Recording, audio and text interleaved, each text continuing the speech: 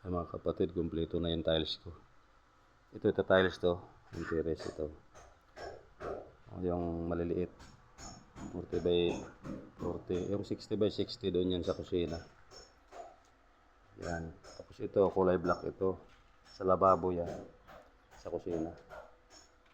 Ito, kuha lang ito, smooth finish lang ito. Ang ita-tiles lang itong flooring. Yan o, nalagyan ko na ng pasamano, yung pinakaupuan yan. Tapos, nilagyan ko na rin dito kapatid na si Parlens yun. Yan, okay na yan.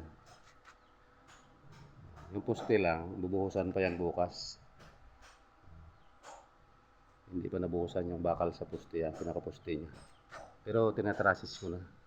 Kasi matibay naman yung bakal niya. 12 mm yan eh.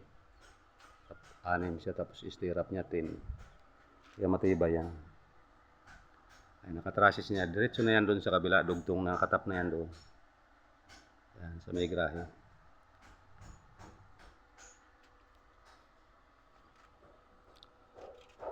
Ito, pipinisin na ito bukas. Yan, yung hollow blocks niyan sa ilalim.